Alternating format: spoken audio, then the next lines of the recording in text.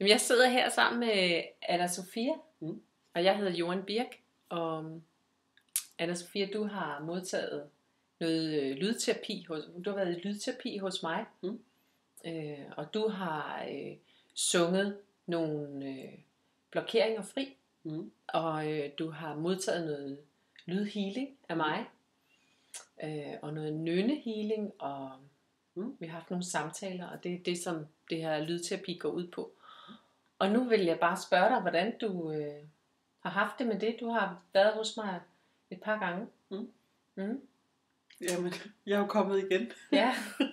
Det er første. Nå, jeg har... altså, jeg er rigtig glad for lydterapi, fordi det er en meget kærlig form, og en meget blid måde sådan at få bearbejdet nogle ting på.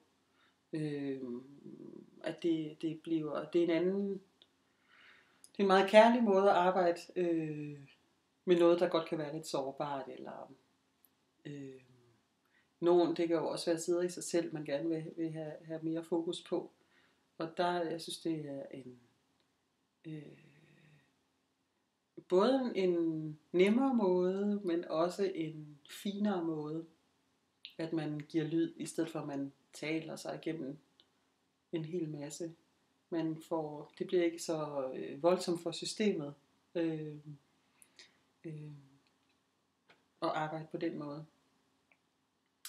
Og så oplever jeg, altså din behandlingsform meget kærlig, du er meget sådan nærværende og lyttende, og du har sådan en rolig måde at være terapeut på, så det på den måde bliver ekstra trygt rum sådan at arbejde med nogle ellers lidt sårbare ting måske i. Så rigtig dejligt. Det var da godt. Ja. Det er jeg glad for. Ja. Hvordan er det der med selv at sætte lyd på? Hvordan synes du ligesom, at hvordan var din forventning til det, og hvordan bliver du, følte du dig guidet godt nok igennem det? Altså det kan jo godt være lidt blufærdigt at sætte lyd på. Vi er ikke særlig vant til at give lyd med noget som helst. Vi bruger jo de fleste af os kun vores talesprog inden for et vist niveau.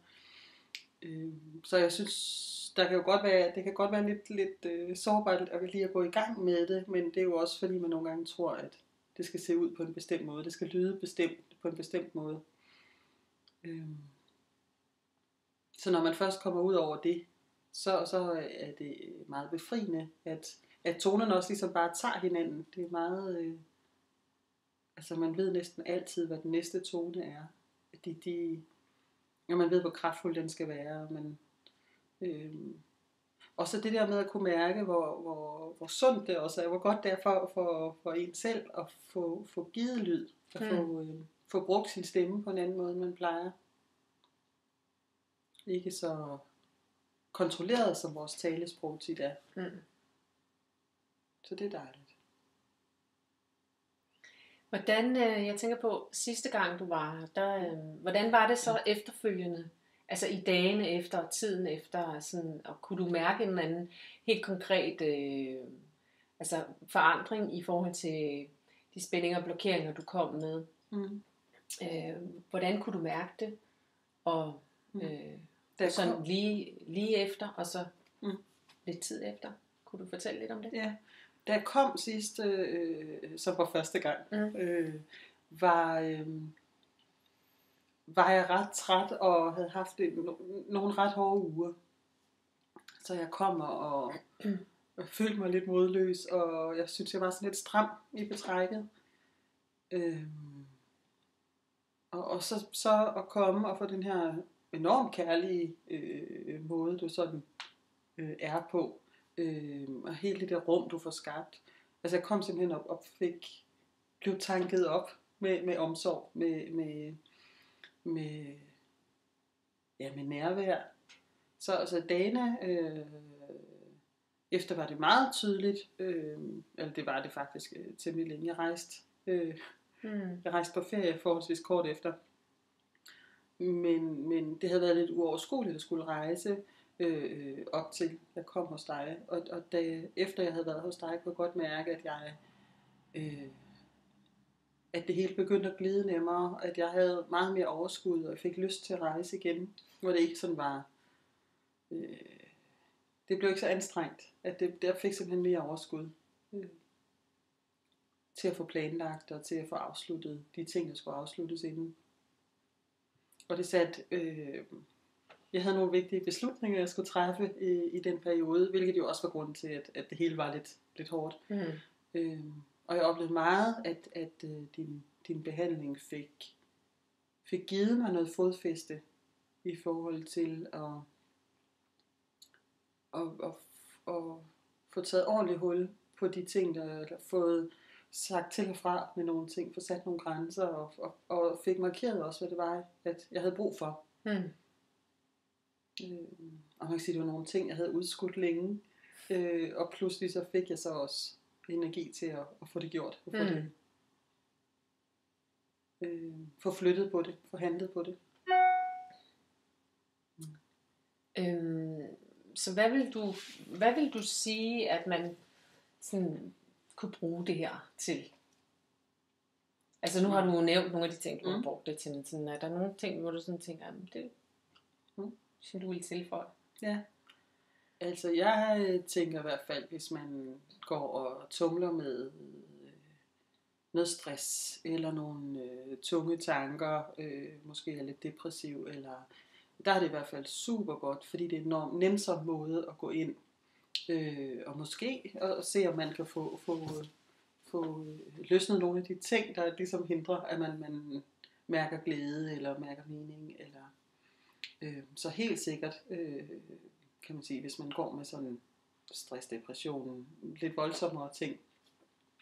Men det kan også være, at man eller det er i hvert fald også godt at bruge i forhold til, hvis man drømmer om at få mere selvtillid, selvværd, ture og være mere, fylde mere i verden,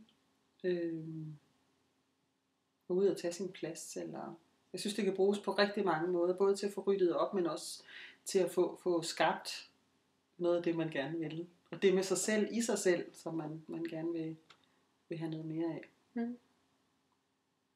Så meget all around. Ja. Og jeg tænker, for rigtig mange, så er det jo meget blufærdigt eller grænseoverskridende at give lyd, men på den anden side, så er det sådan en indgangsbarriere, kan man sige. At det er, som jeg tror, i hvert fald i en situation som det her, vil for mange være forholdsvis nemt at overvinde. Så det bliver okay at give lyd. Og det tror jeg faktisk for mange vil flytte ret meget, vil føles som et stort skifte. Så når du siger, det er en engangsbarriere, så er det fordi, når man først har gjort det, så har man også mærket, hvilken effekt det kan have, og man har ligesom hørt, det kan lyde, altså, det var ikke så jeg farligt. må også godt, og sådan, jeg lever endnu, og så kan man virkelig bruge redskabet. Ja. Og også hvis man nu for eksempel har sådan lidt konfliktsky, eller er lidt bange for at udtrykke sig i det hele taget, og sætte grænser, eller hvad det kan være, er det jo også et trygt sted ligesom at få lært sin lyd at kende. Så jeg tænker, det er både selvfølgelig som terapi, men også som selvudvikling, at man kan bruge lydhealing. Fint. Har du noget, du vil tilføje, eller er der noget, vi har glemt, der skal nej. Altså, jeg kan kun anbefale. Altså, jeg elsker lydhealing. det er faktisk noget, det jeg er gladest for at bruge. Nu arbejder jeg meget med mig selv. Og det er noget af det, der faktisk har den bedste effekt på mig. Det er noget, det jeg reagerer bedst på. Og så fordi det er så enormt kærligt, så er det lige sådan en lille helle, eller sådan en hygge tid, når man er her. Selvom man også arbejder med noget, der kan. Så gør det. Og I er meget velkomne. Ja. Tak skal du have. Velkommen. Nu prøver jeg lige at